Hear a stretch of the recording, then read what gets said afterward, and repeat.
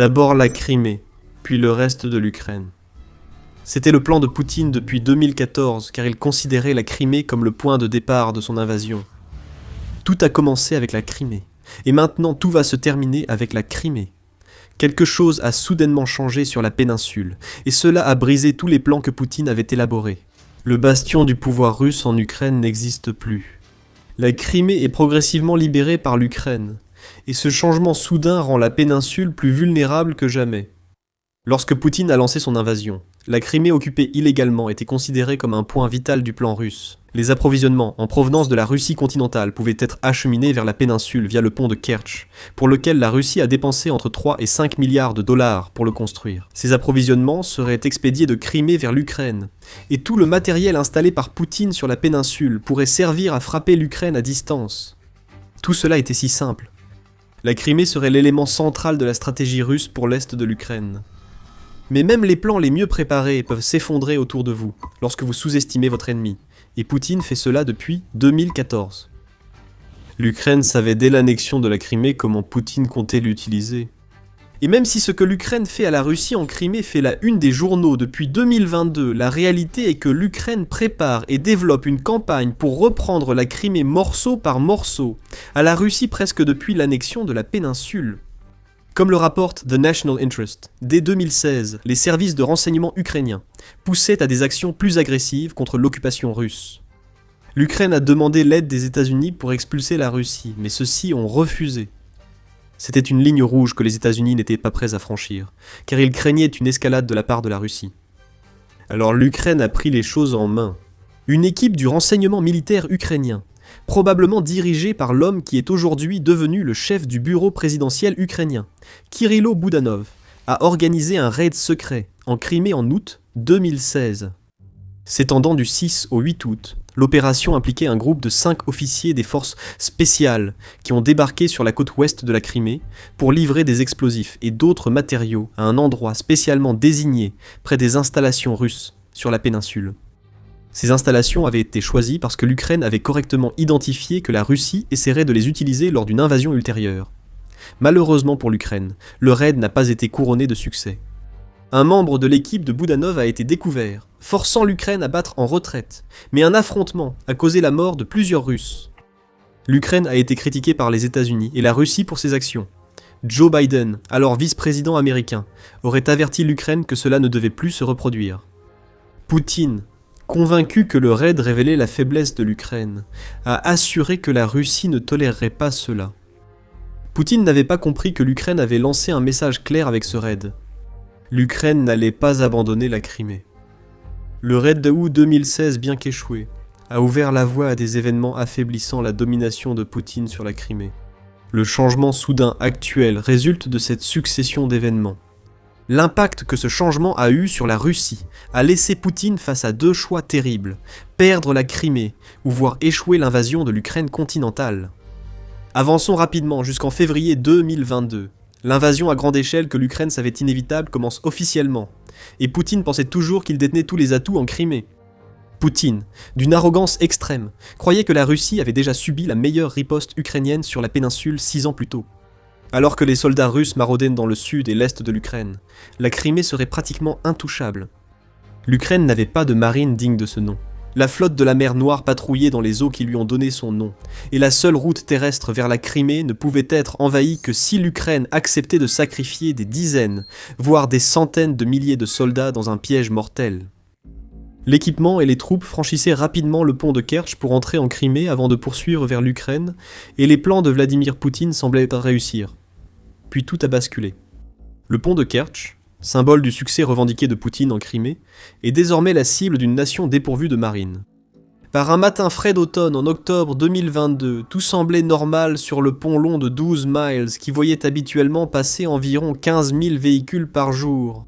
La circulation était légère tôt le matin, mais devait augmenter plus tard. Nous disons, aurait augmenté, car l'Ukraine avait d'autres plans. Un train transportant du carburant fonçait vers la Crimée lorsqu'un camion a explosé sur le pont de Kertch. Capturée par les caméras de vidéosurveillance, l'explosion s'est produite à 6h07 locale et a ravagé le train russe. Les réservoirs de carburant ont été éventrés par la boule de feu qui les avait engloutis. Une chaussée s'est effondrée et un pilier détruit. L'Ukraine venait de frapper le pont de Kertch, surprenant la Russie. Des leçons avaient été tirées d'août 2016 et, en un instant, l'Ukraine avait montré à Poutine qu'il avait bien plus à craindre du renseignement militaire ukrainien qu'il ne le pensait. Le pont de Kertch a aussi été ciblé plusieurs fois les années suivantes. Une nouvelle attaque en 2023 a secoué le pont. 2 ans plus tard, le service de sécurité ukrainien a réussi à installer des explosifs sous-marins sur les piliers du pont de Kertch au cours d'une opération de plusieurs mois. Ces dispositifs ont explosé en juin 2025, envoyant un nouveau message à Poutine qu'il ne pouvait pas protéger le pont qui compte plus que tout pour lui. Puis, le 4 mai 2026, on a appris que des drones marins ukrainiens avaient éliminé tout l'équipage d'un bateau du FSB qui gardait le pont de Kertch, préparant ainsi une future attaque. La Russie s'interroge tandis que l'Ukraine laisse croître la paranoïa alors que 9 marins russes sont enterrés. Les frappes répétées sur le pont de Kertch ont montré à Poutine que sa domination sur la Crimée n'est pas aussi totale qu'il le pensait. Le pays sans marine frappe un pont qui permet à la Russie de transporter soldats et fournitures. Cela n'était jamais censé arriver. La Crimée, utilisée pour envahir l'Ukraine continentale, a été compromise. Mais bon, Poutine aurait pensé. Au moins la Russie a encore la flotte de la mer Noire. Ce n'est pas vraiment le cas. Grâce à des missiles, des drones aériens et des drones maritimes toujours plus performants, l'Ukraine a semé le chaos parmi les navires de guerre russes chargés de protéger les routes maritimes vers la Crimée. Un tiers de la flotte de la mer Noire a été détruit par l'Ukraine, le reste ayant quitté la base de Sébastopol en Crimée. Les navires russes se cachent maintenant à Novorossiysk, ne servant plus qu'à lancer des frappes à longue portée contre l'Ukraine après avoir échoué à contrôler la mer Noire. La campagne de l'Ukraine en mer Noire a ajouté une pièce au puzzle de la libération de la Crimée. Les voies navigables sont plus ouvertes que jamais, rendant la Crimée encore plus vulnérable. Aussi certain que Vladimir Poutine était de son plan, l'Ukraine suivait le sien. Le National Interest rappelle que Ben Hodges, ex-commandant des forces américaines en Europe, avait précisé dès le début le plan à suivre pour l'Ukraine. La Crimée doit d'abord être isolée, puis rendue inutilisable comme sanctuaire militaire pour la Russie. C'est précisément ce que l'Ukraine a fait ces dernières années. Détruire la flotte de la mer Noire rend désormais impossible tout passage maritime vers ou depuis la Crimée. Les attaques contre le pont de Kertch ont forcé la Russie à arrêter d'utiliser ce symbole coûteux de l'arrogance de Poutine pour transporter du matériel militaire en Crimée. Dès mai 2024, le Kyiv Independent rapportait que la Russie n'utilisait plus le pont de Kertch pour approvisionner ses troupes en première ligne. Les attaques de l'Ukraine avaient rendu cela trop risqué. L'isolement est désormais effectif. Voici le changement soudain qui a bouleversé les plans de Poutine pour la Crimée. La péninsule étant largement isolée, l'Ukraine applique la deuxième phase du plan de Hodges, rendant la région inutile militairement pour la Russie. Comment ? Les défenses aériennes de la Crimée sont détruites à un rythme stupéfiant, ce qui promet à la Russie de très graves difficultés. Mais avant d'aller plus loin, ceci est un petit rappel. Vous regardez The Military Show. Si vous trouvez la chaîne instructive, n'oubliez pas de vous abonner pour ne rien manquer de nos prochaines vidéos. Alors qu'elle affaiblissait la flotte de la mer Noire et rendait le pont de Kertch inutilisable, l'Ukraine a aussi cherché à détruire les défenses aériennes installées par Poutine en Crimée. Les frappes de drones et missiles visent tout. Presque chaque semaine, des nœuds logistiques, des radars et des batteries de défense aérienne brûlent en Crimée, car l'Ukraine tente de réduire la densité des défenses aériennes russes sur la péninsule. Les massacres mensuels de la défense aérienne russe sont devenus courants, Mars en étant un parfait exemple. Dans un rapport du 15 avril, UKRI a indiqué que les attaques ukrainiennes contre la Crimée occupée et d'autres territoires occupés avaient détruit 54 unités de défense aérienne russes, réparties en 15 radars et 39 lanceurs de missiles solaires. Le 9 mars à lui seul a été marqué par une frappe qui a détruit 2 radomes en Crimée, ainsi qu'un système radar Nebo-U et un radar 5N84A, Oberon 14, ce n'est qu'un exemple. L'Ukraine cible les défenses aériennes depuis longtemps. Chaque frappe en Crimée affaiblit la protection mise en place par Poutine. Quand l'Ukraine détruit les défenses aériennes dans les territoires occupés à l'est et au sud, elle ouvre des couloirs aériens sûrs pour envoyer plus de drones et de missiles vers la Crimée. C'est le changement soudain. La Crimée est maintenant vulnérable. Les brèches permettent à l'Ukraine de frapper presque à volonté. Un professeur de sciences politiques à l'Université nationale de Kiev, l'Académie Kyiv-Malaya, Taras Kuzio, expose la stratégie. L'Ukraine détruit les défenses aériennes russes partout, pas seulement en Crimée, pour ouvrir des couloirs sûrs pour des frappes à moyenne et longue portée derrière les lignes russes. Cette deuxième partie de la déclaration pose autant problème à Poutine que la dégradation de la Crimée par l'Ukraine. Alors que les défenses aériennes de la Crimée tombent, l'Ukraine peut envoyer ses puissants drones longue portée, comme le Flamingo, au-dessus de la Crimée et sur le territoire russe. Ce qui devait être un pilier de protection pour toute la Russie est devenu une péninsule isolée et de plus en plus inutile. L'Ukraine a aussi montré de l'intelligence dans son approche. Le GUR, service de renseignement militaire ukrainien, s'est illustré en neutralisant les défenses aériennes en Crimée. En particulier, l'unité des fantômes s'est spécialisée dans la destruction du meilleur que la Russie puisse offrir, y compris les systèmes de défense aérienne S-300, S-400 et Buk. Les frappes de précision, spécialité des fantômes, sont bien pensées. Détruire des batteries de défense aérienne compte, mais viser sans cesse les radars en Crimée affaiblit vraiment le contrôle de Poutine sur la péninsule. Pourquoi ? Les radars sont chers et complexes à fabriquer. C'était déjà le cas avant l'invasion de Poutine. Aujourd'hui, la Russie subit les sanctions occidentales qui compliquent et renchérissent l'approvisionnement en pièces pour construire des radars de remplacement. Sans radar, des batteries de défense aérienne deviennent inutiles. Comme les défenses aériennes ne peuvent pas tirer sur ce qu'elles ne voient pas, Poutine et ses acolytes sont dévastés en voyant les drones ukrainiens survoler des défenses aériennes impuissantes près de radars détruits. Les brèches sont exploitées. Le changement est accompli. L'Ukraine peut désormais davantage miser sur sa brillante stratégie pour la Crimée, que le HUR et les forces de drones continuent de cibler.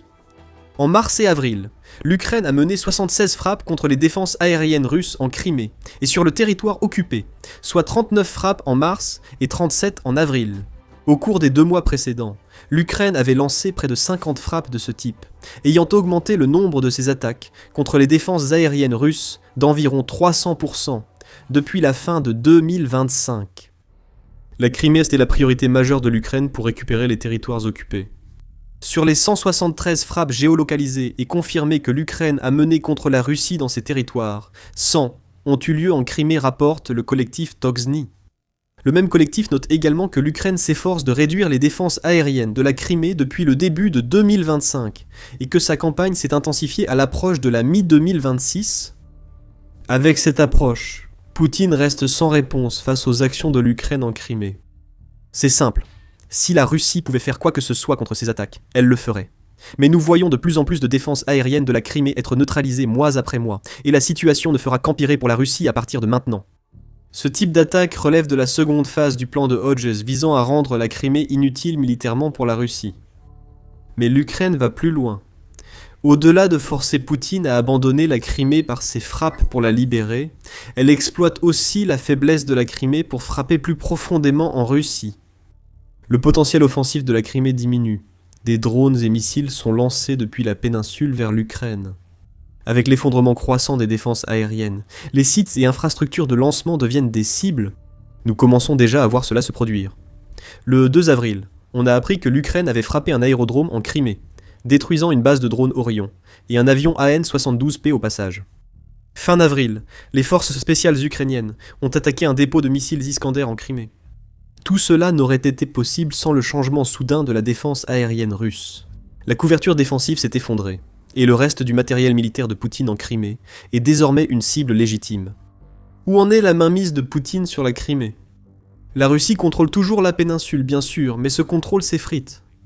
Le pont de Kertch est désormais presque inutile militairement, et la flotte de la mer Noire, censée partir de Crimée, s'est éloignée au maximum de la péninsule.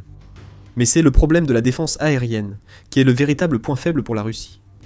Les batteries de défense aérienne, radars et équipements protégés sont détruits. Cela laisse Poutine face à un vrai dilemme. Renforcer ou abandonner.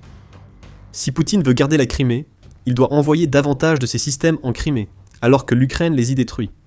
Cela suppose de retirer ces systèmes des territoires occupés ou de la Russie. Ces systèmes sont précieux, et comme l'Ukraine l'a prouvé à maintes reprises, extrêmement vulnérable.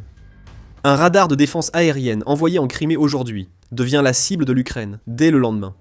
De plus, la Russie ne construit pas plus de systèmes pour remplacer ceux perdus en Crimée.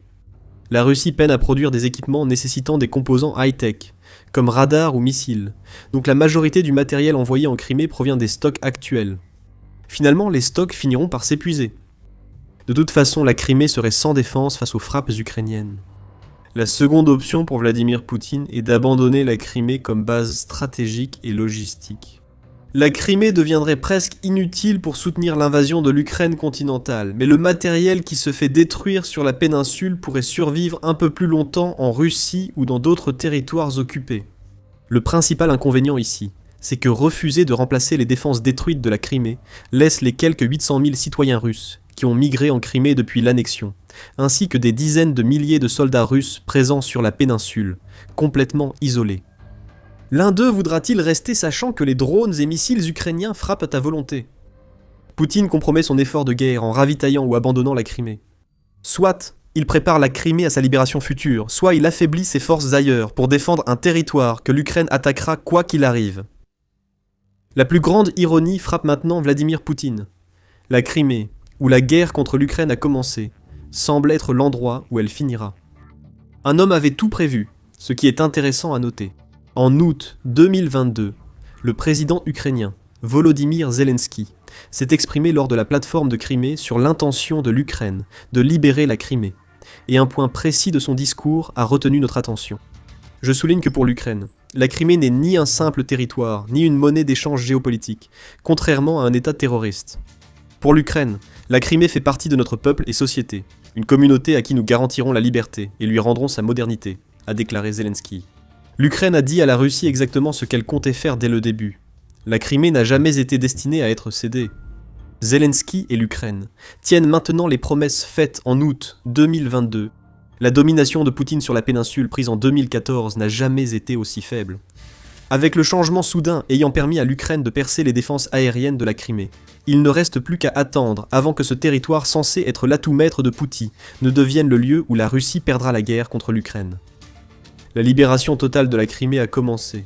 Le plan principal de l'Ukraine avance, et Poutine ne peut rien y faire. Lorsque Poutine a envahi l'Ukraine, il rêvait de ramener la Russie à sa gloire soviétique d'antan. L'Empire était dans l'esprit de Poutine, car il comptait assurer son héritage en prenant d'abord l'Ukraine, puis en avançant plus profondément en Europe. Le président russe a certainement ramené l'ère soviétique à son peuple. Mais la Russie fait face aujourd'hui aux pires aspects de cette époque. L'ambiance en Russie est sombre, car quelque chose de grave se passe à l'intérieur du pays. La nouvelle famine soviétique frappe la Russie en ce moment. Le mécontentement et la colère ouverte montent partout en Russie, et tout cela est dirigé contre Poutine. Le président de la Russie a entraîné son pays dans une soi-disant opération militaire spéciale qui dure maintenant depuis plus de 4 ans et qui a conduit l'économie russe au bord de l'effondrement. Les sanctions frappent durement. Le public, privé de voix depuis si longtemps sous le régime autoritaire de Poutine, commence à exprimer ses sentiments, alors que leurs dirigeants les plongent dans une crise qui rappelle les pires jours qu'a connue l'ancienne Union soviétique. Un responsable russe anonyme l'a bien résumé au Washington Post, illustrant l'état d'esprit en Russie. L'état d'esprit général, c'est « ça suffit maintenant, vous vous battez depuis bien trop longtemps ». Tout le monde trouve que cela dure plus que la Seconde Guerre mondiale et la Grande Guerre patriotique, sans qu'on parvienne à prendre une seule région. Une autre figure russe de premier plan, le dirigeant de longue date du Parti communiste russe, Gennady Zyuganov, est encore plus franc dans ses critiques. S'attaquant aux politiques mises en place par Poutine et son parti, Zyuganov s'emporte. Nous vous avons dit 10 fois que l'effondrement économique est inévitable. Tout le premier trimestre a déjà touché le fond. Sans mesure d'urgence, à l'automne, nous connaîtrons ce qui s'est passé en 1917, a-t-il averti à la Douma d'État. Ce genre de réaction est sans précédent pour Poutine, et ce n'est que le début. Le président de la Russie a donné les types de réponses que l'on pouvait attendre de lui. Les réserves financières de la Russie étant épuisées, selon le ministre du Développement économique Maxime Rodchenkov, Poutine ne fait que lutter contre son peuple. Il ne mettra pas fin à cette guerre. Au contraire, il lance une autre guerre contre la communication en Russie, empêchant le mécontentement de lui parvenir. Poutine veut le même niveau de contrôle que Staline, sans aucun des résultats de la construction d'un empire. Et alors que Poutine passe d'un échec à l'autre, le désespoir grandit à l'intérieur de la Russie. L'inflation galopante, les pénuries alimentaires en Russie et au front, une économie sinistrée et le désespoir des jeunes illustrent la nouvelle Russie créée par Poutine.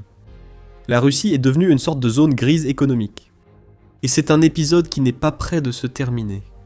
C'est selon Yanis Kluge, de l'Institut allemand pour les affaires internationales et de sécurité, qui affirme que même le bref répit économique offert par la hausse des prix du pétrole à la suite du blocus du détroit d'Ormuz ne peut pas aider la Russie. Actuellement, l'économie russe évolue dans une zone incertaine, entre les effets attendus de la fermeture du détroit d'Ormuz et les prix élevés des matières premières. Parallèlement, la dynamique économique de la Russie s'est nettement détériorée ces derniers 6 mois, selon Kluge. Des prix du pétrole plus hauts ne masquent pas la réalité en Russie. Le tableau économique reste accablant. En janvier-février 2026, l'économie russe a reculé de 1,8%, conséquence des taux d'intérêt élevés et de sanctions plus strictes qui produisent enfin les effets attendus depuis des années. L'investissement dans les entreprises russes, tant nationales qu'étrangères, a pratiquement disparu. Selon le service fédéral russe des statistiques, Rosstat, les entreprises russes avaient un montant record de 109 milliards de dollars de factures commerciales impayées en janvier. Et en ce qui concerne la croissance du produit intérieur brut de la Russie, ou PIB, ce n'est pas bon. Vladimir Poutine pensait certainement qu'il avait trouvé la formule gagnante lorsqu'il a transformé l'économie russe en faisant de tout le pays une machine de guerre. Et pendant 2 ans, il avait raison. Avant que les sanctions ne parviennent vraiment à frapper la Russie, la croissance du PIB du pays a réussi à dépasser 4% pendant 2 années consécutives, entre 2023 et 2024. Puis tout a commencé à s'effondrer. En 2025, le PIB de la Russie n'a enregistré qu'une croissance de 1% sur l'ensemble de l'année. Si l'on prend un peu de recul sur la dernière décennie environ. Robert Nigmatulin, qui est économiste à l'Académie russe des sciences, a tout expliqué en notant que la croissance du PIB en Russie a été en moyenne de 1,5% par an depuis 2015. Quant au prix à la consommation, ils ont augmenté de 77% sur la même période. Quelle que soit la bulle éphémère que Poutine a réussi à créer en se concentrant sur le complexe militaro-industriel russe, elle a été de courte durée. Et la Russie fait maintenant face à une nouvelle baisse de la croissance, alors que les dépenses de guerre atteignent des niveaux absurdes. La hausse des prix du pétrole a aidé Poutine à court terme. Le Fonds monétaire international a relevé sa prévision de croissance du PIB pour la Russie en 2026 de 0,8% à 1,1%. Ce n'est pas la nouvelle que Poutine veut entendre. La Russie s'est fixée pour objectif de générer 102 milliards de dollars de recettes budgétaires pour 2026, souligne l'Institut de l'Union européenne pour les études de sécurité. Cet objectif sera atteint. La Russie souhaite que les prix élevés du pétrole actuel se maintiennent jusqu'à fin 2026. Si les États-Unis et l'Iran mettaient fin à leur guerre, la Russie replongerait aussitôt en crise. Pourtant, les dépenses de guerre continuent. L'Union soviétique investissait des milliards pour renforcer l'armée russe afin de maintenir son empire et conquérir plus de territoires. Vladimir Poutine a dépensé 2,5 billions de dollars pris dans les caisses russes pour une guerre qui a permis à la Russie de prendre une partie de l'Ukraine, équivalent à 1/10 de la taille du Texas, après la vague initiale d'occupation, en 2022. C'est selon United 24 Media qui affirme que l'économie de tout cela se résume à un chiffre ahurissant de 90 millions de dollars pour chaque mile carré d'Ukraine que la Russie a réussi à occuper. 2,5 billions de dollars.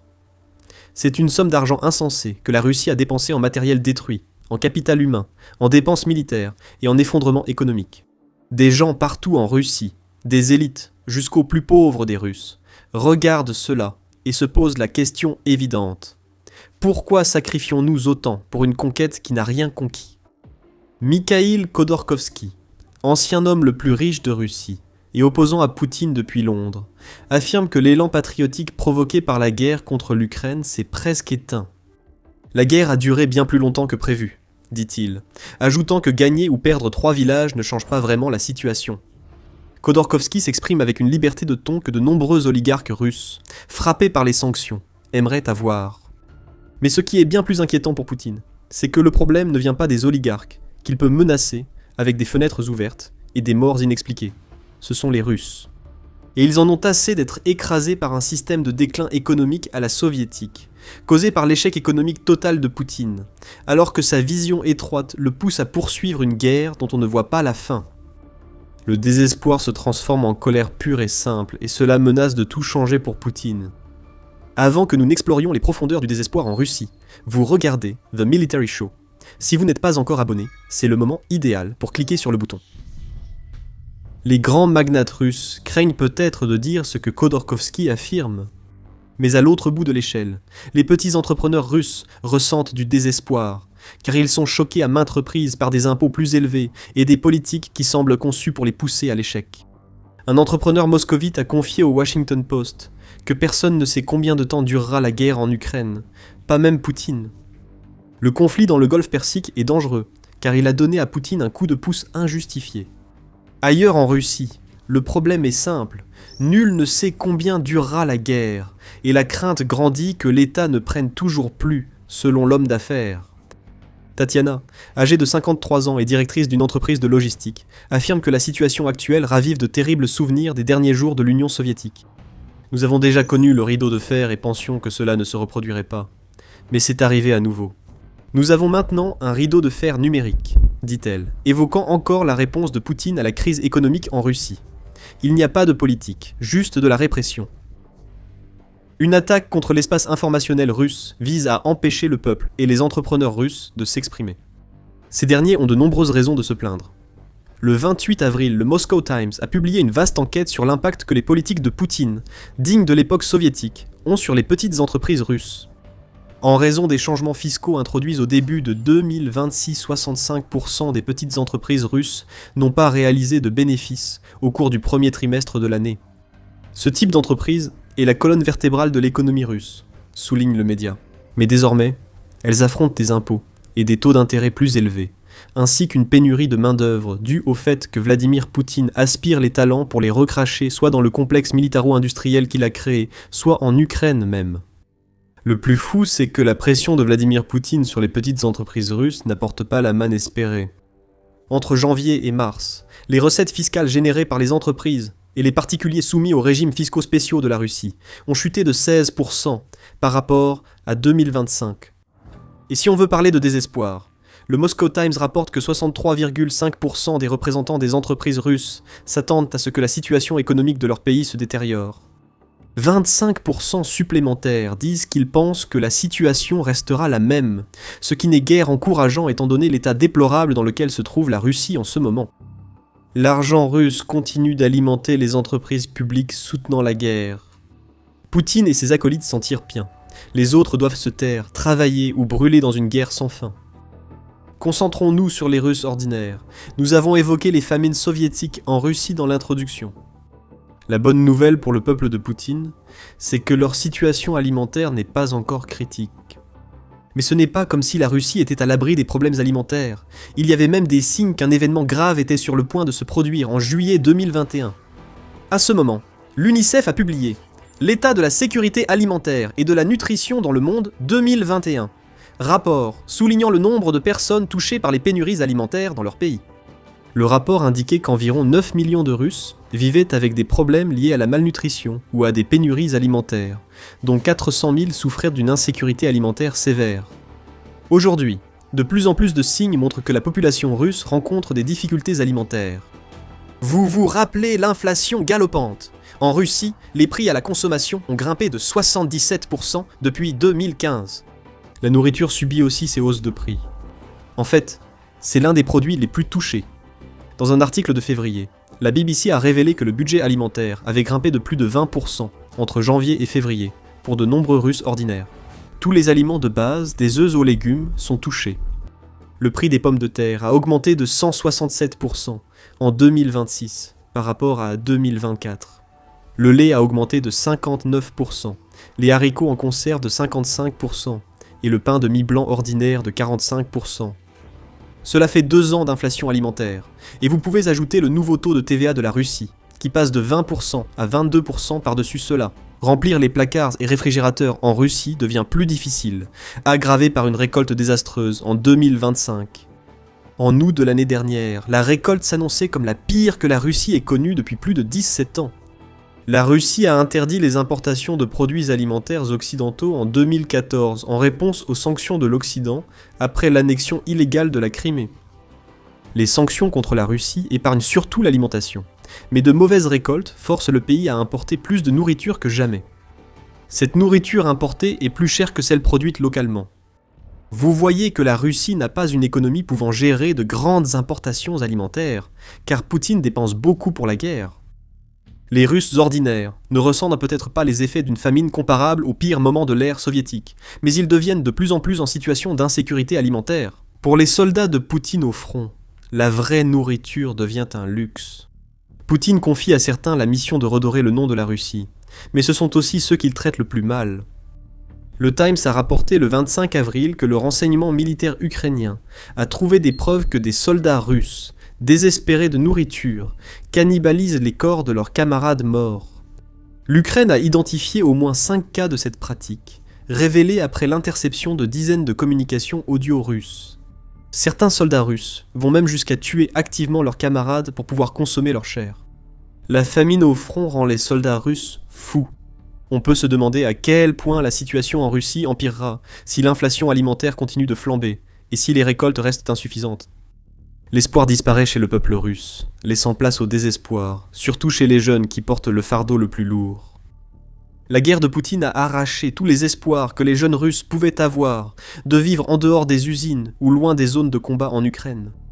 Tandis que les petites entreprises s'effondrent, les jeunes Russes n'ont plus que 2 options, combattre ou fabriquer des machines. Ce ressenti est partagé par Igor, étudiant de 19 ans qui confie au Washington Post. Moi et les gens que je connais ressentons un profond désespoir, convaincus qu'il n'y a rien à faire. Tout le monde veut partir, mais la plupart n'ont pas cette possibilité. Personne ne veut lier son avenir à ce pays. Vivre ici est difficile, coûteux et sans espoir. Est-ce que cela fait partie du plan de Poutine ? Si le dirigeant russe veut forcer un maximum de jeunes à faire leur service militaire, alors ruiner l'économie russe, comme à l'époque soviétique, serait un coup de maître. Ces jeunes n'ont pas besoin d'une Russie assurant leur avenir, car ils mourront en Ukraine sans s'en soucier. Cynisme mis à part, il semble que Poutine cherche à enrôler un maximum de jeunes Russes dans la machine de guerre qu'il a créée. En mars 2022, dès le premier mois de l'invasion à grande échelle, Poutine a promis qu'il n'enverrait en Ukraine que du personnel militaire professionnel. Les jeunes seraient épargnés et n'auraient pas à faire la guerre. Beaucoup de choses ont changé. L'armée russe agite désormais d'énormes sommes d'argent devant tous ceux qu'elle pense prêts à s'engager, quel que soit leur âge. Les conscrits qui sont censés accomplir leur service militaire loin du front se retrouvent envoyés en Ukraine. En juillet 2025, le service russe de la BBC avait trouvé des preuves vérifiées d'au moins 245 soldats russes âgés de seulement 18 ans qui étaient morts entre 2023 et 2025 en Ukraine. Il y en a sûrement d'autres. Et aucun de ces jeunes de 18 ans n'était censé être en Ukraine. Les jeunes évitant le front subissent malgré tout des pressions pour soutenir la machine de guerre de Poutine autrement. Le 4 avril, l'Indépendant a révélé que la Russie cherche à renforcer ses forces de drones en proposant des sommes importantes aux étudiants pour devenir ingénieurs ou opérateurs de drones. L'armée russe a qualifié tout cela d'absurdité. La Russie affirme qu'aucune pression n'est faite sur les jeunes pour qu'ils renoncent à la vie qu'ils voudraient mener afin de devenir pilotes de drones ou ingénieurs. Nous avons déjà vu la Russie trahir ses promesses envers sa jeunesse. Et dans la guerre sans fin que Vladimir Poutine mène, il faudra toujours de la chair fraîche à envoyer en Ukraine. Le désespoir est tout ce qu'il reste à beaucoup de Russes. Un sombre désarroi causé par la destruction de leur économie et de leur vie par Vladimir Poutine. Pour Vladimir Poutine, rien de tout cela n'aurait d'importance tant qu'il peut maintenir l'autoritarisme qui le maintient au pouvoir depuis plus d'un quart de siècle. Cependant, quelque chose que Vladimir Poutine n'avait jamais prévu commence à se produire. Les sans-voix russes se font entendre. Le peuple se retourne contre son dirigeant. Le 24 avril, la Pravda a indiqué que des sondages du Centre pan-russe d'études de l'opinion publique contrôlé par l'État montraient une baisse de la popularité de Vladimir Poutine pour la 7e semaine d'affilée. Actuellement, la cote de popularité de Vladimir Poutine est de 65,6%, ce qui est son niveau le plus bas depuis 2022. La confiance envers Vladimir Poutine a également diminué à 71%, avec une baisse globale de 7,3% et 6,5%, respectivement pour ces 2 chiffres, au cours des 7 semaines concernées. Vous pouvez regarder cela, et constater à juste titre que Vladimir Poutine semble toujours avoir la majorité du peuple de son côté. Mais gardez à l'esprit que Poutine règne sur un pays où le moindre signe de dissidence peut suffire à vous envoyer au goulag, ou pire encore. Beaucoup d'opposants à Vladimir Poutine ont connu l'exil ou la mort par le passé. La critique de la guerre en Ukraine est illégale en Russie. Et autrefois, la cote de popularité de Vladimir Poutine avait atteint jusqu'à 88%. Un taux de plus de 20% inférieur à celui d'avril 2026 montre que le peuple russe commence à se lasser de son dirigeant et de sa politique belliciste. L'armure d'homme fort de Vladimir Poutine montre des fissures. Si 35% des Russes osent dire qu'ils désapprouvent Vladimir Poutine, combien font semblant d'être satisfaits alors qu'ils désespèrent secrètement de la situation qu'il a provoquée? Combien perdent de patience alors que les prix alimentaires montent et que les exigences envers l'économie russe à l'agonie ne cessent d'augmenter? Vladimir Poutine espère que ces questions resteront sans réponse. Il aime incarner les pires excès des dirigeants soviétiques. Mais même Vladimir Poutine sait qu'il ne pourra pas durer éternellement. Nous avons une question. Et si l'Ukraine avait déjà gagné la guerre contre la Russie sans que Vladimir Poutine le sache? Cela peut sembler fou de poser la question alors que le président russe envoie toujours des soldats mourir en Ukraine. Mais la question n'est pas aussi folle qu'elle paraît. La réalité, c'est que la situation est en train de changer sur le champ de bataille, et cela offre à l'Ukraine la plus grande opportunité de mettre fin à la guerre jusqu'à présent. Poutine n'a maintenant plus que 2 options, et les 2 se terminent par sa défaite. Nous allons bientôt révéler quelles sont ces options. D'abord, la Russie fait face à de sérieux problèmes sur le terrain, alors qu'elle tente de lancer une offensive de printemps, censée livrer le Donbass à Poutine. Le printemps est bien avancé, ce qui devrait être positif pour la Russie. Le sol sèche au soleil, le feuillage printanier offre un couvert, et les obstacles à l'avancée militaire en hiver disparaissent. Le plan de Poutine, comme cela a été le cas ces dernières années, était de lancer une offensive de printemps qui se prolongerait en été et en automne, avec pour objectif de faire s'effondrer définitivement les défenses du Donbass ukrainien. Si la Russie avançait davantage dans les oblasts de Kherson et Zaporijia, voire jusqu'à la ville de Zaporijia, ce serait encore mieux. Les problèmes de Poutine ont commencé avec son incapacité à s'adapter. L'offensive d'usure que nous voyons depuis plus de 4 ans est tout ce que Poutine a. L'offensive du printemps a pâti de cette inflexibilité. Nous avons vite compris que ce printemps ne serait pas favorable à la Russie. La première semaine environ de la nouvelle offensive russe a entraîné 10 000 pertes, rapporte The National Interest. Cela inclut une journée record le 17 mars où la Russie a perdu 1710 de ses soldats, un sommet pour 2026 jusqu'à présent. Quelques mois après ce début difficile, l'offensive du printemps est un échec qui rapproche Poutine du choix entre 2 options, menant toutes 2 à la défaite de la Russie dans la guerre qu'il a déclenchée. La chute du Donbass n'est pas plus imminente qu'au début du printemps. Les forces russes se heurtent tout simplement à la ceinture de forteresse de Donetsk, si tant est qu'elles parviennent à l'atteindre, et elles meurent avant de pouvoir y faire la moindre brèche notable. Le triste spectacle du défilé de la journée de la victoire du 9 mai en Russie a bien illustré la situation, alors qu'un Poutine morose regardait se dérouler devant lui à Moscou pas grand-chose. Ce qui devait montrer la puissance militaire russe est devenu un triste exercice révélant la faiblesse de Poutine, la Russie n'exposant aucun équipement militaire par crainte d'une frappe ukrainienne. Le défilé n'a été rien d'autre qu'un monument à l'échec de la Russie. Sur le terrain, nous voyons que le printemps ne se passe pas comme Poutine l'avait prédit. La progression de la Russie a été lente, pour rester poli.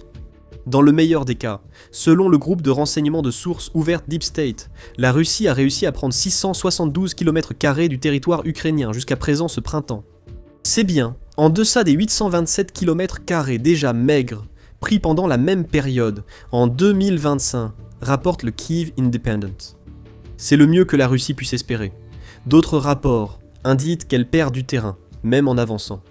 Une analyse de mai de l'Institut pour l'étude de la guerre révèle qu'en avril, la Russie a enregistré sa première perte territoriale nette, en Ukraine, depuis la contre-invasion ukrainienne de Koursk en 2024. L'Ukraine avait repris 120 km² fin avril, une situation inattendue pour Vladimir Poutine qui s'attendait à un printemps victorieux. Les contre-attaques ukrainiennes dans le sud et le sud-est ont infligé de lourdes pertes à la Russie, expliquant en grande partie les progrès de l'Ukraine, alors que la Russie devait avancer. Les contre-attaques ont perturbé les plans de Vladimir Poutine dans la région de Zaporijia. L'avancée russe vers Sloviansk, dans le Donetsk, est bloquée et la première ville fortifiée presque atteinte, Kostiantynivka, joue son rôle, car les hommes de Vladimir Poutine meurent en masse pour chaque rue conquise. Vladimir Poutine doit désormais faire l'un des 2 choix qu'il n'avait jamais eu à faire. Derrière ces lentes avancées territoriales se cachent 2 problèmes majeurs, rendant ce choix inévitable. L'avantage technologique grandissant de l'Ukraine et les lourdes pertes humaines de l'armée russe. Abordons d'abord les pertes humaines, très nombreuses ces derniers mois. L'usure que la Russie pensait supporter pour vaincre l'Ukraine par le nombre commence à peser sur les forces de Poutine. Les zones mortelles infestées de drones en Ukraine ont joué un rôle crucial lors de l'offensive du printemps 2026. Grâce à ces drones FPV, l'Ukraine est capable de frapper tout ce qui bouge à quelques kilomètres du front, et cela pour un coût d'environ 10% de ce qu'il faudrait pour tirer un seul obus d'artillerie contre une position statique. Cela a totalement changé la guerre en Ukraine, et vous verrez pourquoi c'est crucial si vous restez. À ce jour, seuls les résultats comptent. Plusieurs médias, dont le Kyiv Independent et Politico, indiquent que les drones causent jusqu'à 80% des pertes sur le champ de bataille. Certains estiment que ce chiffre était même encore plus élevé. Dans un rapport soulignant le taux record de pertes russes pour le mois de mars, Al Jazeera a indiqué que 96% des 35 350 et une perte russe, que l'Ukraine affirme avoir confirmé, ont été enregistrés par des drones. Le reste provient des armes légères, tirs et artillerie. Ajoutez à cela les pertes matérielles russes causées par les drones, avec des milliers de chars, blindés et systèmes de défense aérienne détruits. Et Poutine doit accepter cette situation. Chaque année, l'offensive russe faiblit, tandis que les défenses ukrainiennes se renforcent. Le taux de perte massive de mars n'était pas un cas isolé pour les forces de Poutine. L'Ukraine a renouvelé l'exploit en avril, annonçant via son ministère de la Défense 35 203 Russes tués ou blessés ce mois-là. Gardez à l'esprit qu'avril compte un jour de moins que mars, donc il est pratiquement certain que l'Ukraine aurait infligé les 150 pertes supplémentaires nécessaires pour égaler les chiffres de mars si ce jour supplémentaire avait été présent. Une tendance se profile, mauvaise pour Poutine. Chaque mois, de plus en plus de soldats russes meurent ou sont blessés, un record, alors que l'offensive de printemps devait offrir de grands gains territoriaux à la Russie. Et c'est encore pire en termes de morts. Aussi sidérant que soit le taux de perte russe au printemps, le vrai problème pour Poutine est le suivant. La majorité des plus de 35 000 soldats russes perdus chaque mois ne rentreront pas. C'est ce qu'a déclaré le président ukrainien Volodymyr Zelensky, qui a affirmé le 10 mars que le ratio tués-blessés côté russe penche beaucoup trop en faveur des tués. Sur 100% des pertes, 62% sont tués et 38% sont blessés, a révélé Zelensky, ce qui est dangereusement proche d'un ratio de 2 pour 1, en faveur des morts par rapport aux blessés. Rappelez-vous, tous les blessés ne peuvent pas revenir. Un soldat russe amputé d'une jambe ne pourra plus servir au front. Il est donc probable que plus des 2/3, voire près de 3/4, des pertes russes concernent des soldats qui ne reviendront jamais au front. Même si la Russie essaie de cacher tout cela, les soldats de l'armée de Poutine ont tendance à disparaître plutôt qu'à être officiellement déclarés morts, alors même que les médias indépendants russes révèlent l'ampleur des pertes. Dans un rapport du 9 mai, les médias russes, Meduza et Mediazona, ont révélé que 352 000 hommes russes âgés de 18 à 59 ans ont été tués depuis le début de la guerre en Ukraine. Ces décès ont été confirmés par le registre des successions russes et des bases de données vérifiées, compilées par des organisations comme BBC Russie. Le nombre de morts est sûrement bien plus élevé. Et c'est encore pire. Le recrutement russe est sur le point de ne plus pouvoir suivre le rythme de la chair à canon que Poutine envoie dans le hachoir de la guerre en Ukraine. Le 4 mai, le média United 24 ont rapporté qu'avril marquait le 5e mois consécutif, où la Russie n'a pas réussi à recruter suffisamment de volontaires pour compenser les pertes subies en Ukraine. Cela signifie 5 mois consécutifs pendant lesquels l'armée russe se réduit progressivement, ce qui laisse également présager l'un des 2 choix terribles auxquels Poutine sera forcé de faire face. Militarny a aussi analysé le recrutement russe mi-avril, et les résultats n'étaient pas plus favorables à Poutine. Ces chiffres montrent que la Russie a recruté environ 800 soldats par jour au cours du premier trimestre 2026, alors qu'elle en recrutait entre 1000 et 1200 par jour pendant la même période en 2025. Une chute de 20% ou plus du recrutement est la dernière chose dont Poutine a besoin, alors que l'offensive de printemps cause déjà des pertes records. L'Ukraine ne fera qu'aggraver tous ces problèmes pour la Russie. Comment ? Le deuxième problème majeur que nous avons mentionné plus tôt est que l'Ukraine s'appuie sur ce qu'elle a accompli en creusant son avance dans la guerre technologique contre la Russie. Mais avant d'aller plus loin, ceci est The Military Show, et il y a bien plus de contenu comme celui-ci. Si vous trouvez la chaîne intéressante, n'oubliez pas de vous abonner pour voir plus de nos vidéos. L'Ukraine a toujours été la nation la plus innovante de ce conflit. Depuis l'arrivée de Mikhailo Fedorov comme ministre de la Défense, l'Ukraine adopte une stratégie bien plus technologique face à la Russie. L'approche axée sur les données et le management moderne défendu par Fedorov participe à la refonte totale du ministère de la Défense ukrainien et de l'armée. Le prodige de la technologie cherche sans relâche à optimiser tout ce qu'il touche, et c'est exactement ce dont l'Ukraine a désespérément besoin, alors que le pays doit faire face à une dette vertigineuse d'environ 213 milliards de dollars causée par l'invasion de Poutine. La méthode de Fedorov consiste à tirer le maximum du minimum, et la transformation qu'il a déjà apportée à l'armée ukrainienne ne doit pas être sous-estimée.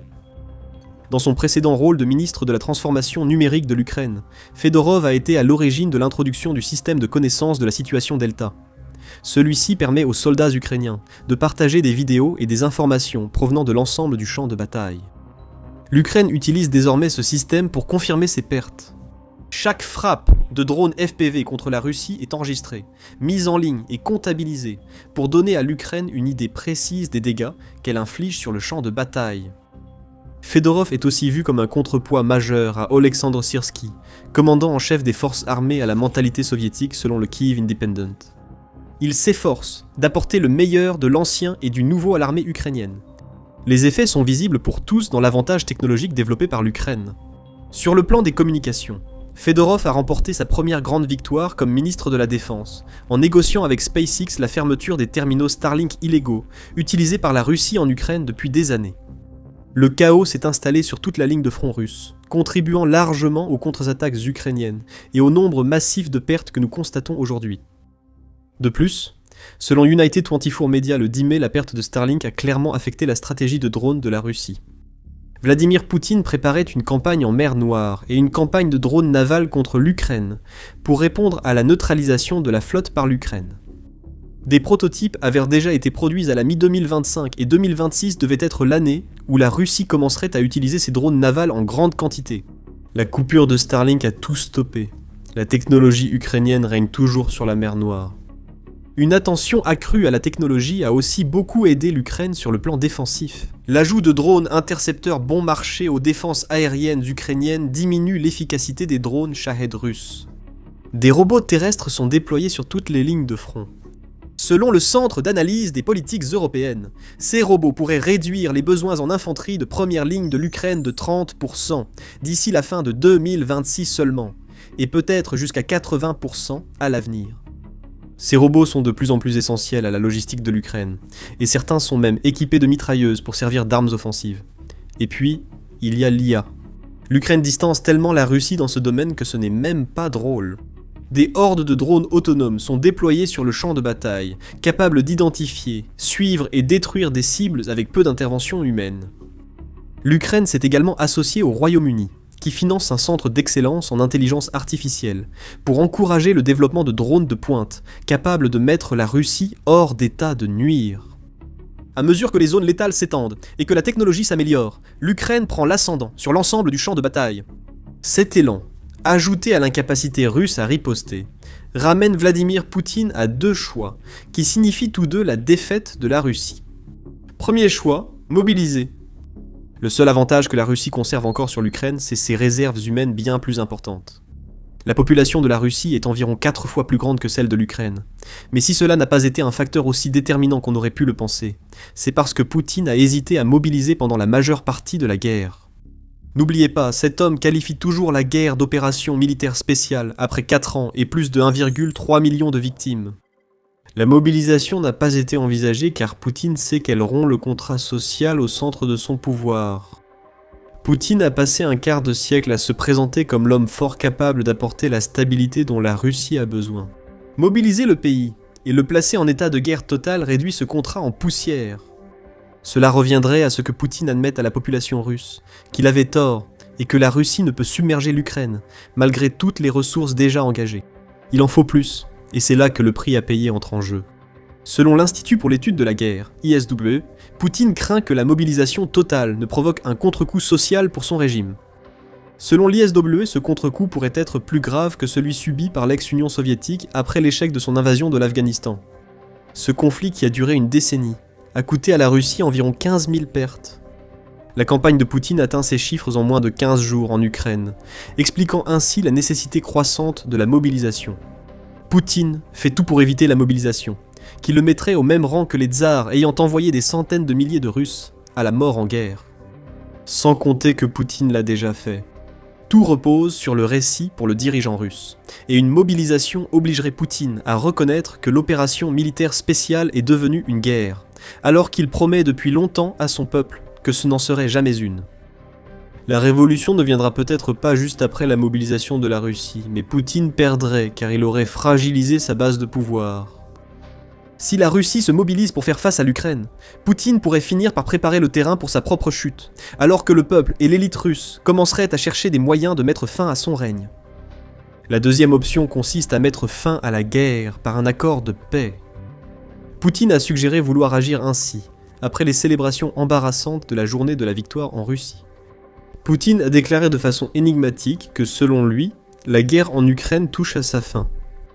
Il a aussi parlé de son ouverture à des pourparlers de paix. Bien qu'il ait repris les absurdités russes sur une Ukraine non coopérative et un Occident hostile, le fait qu'il ait évoqué ouvertement la paix et la fin du conflit lors d'une journée célébrant la puissance militaire russe est révélateur. Poutine cherche une issue. Parmi les deux options, c'est celle que l'Ukraine choisira. La mobilisation montre que Poutine perd, mais la Russie peut encore envoyer des centaines de milliers d'hommes en Ukraine. La paix permettrait à l'Ukraine d'éviter plus de dégâts, et obligerait Poutine à renoncer à sa promesse de conquérir l'Ukraine, plutôt qu'à rompre le contrat social avec le peuple russe. Le problème de Poutine, c'est que l'Ukraine n'acceptera pas la paix à ses conditions. Le Donbass ne sera pas cédé à la Russie. L'Ukraine exigera que la Russie cesse ses revendications sur son territoire, et voudra garder son armée, devenue l'une des forces de combat les plus efficaces au monde. Poutine a justifié l'invasion de l'Ukraine en voulant empêcher le pays de gagner en puissance.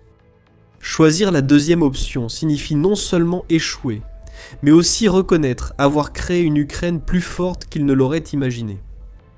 Certains, peut-être Poutine lui-même, estiment que la Russie n'acceptera la paix que si elle obtient au moins une partie de l'Ukraine. Si aucun territoire n'est volé après 4 années de combat, Poutine sera l'homme responsable du massacre d'une génération entière d'hommes russes pour rien. Mais c'est là que Poutine se retrouve dans une impasse.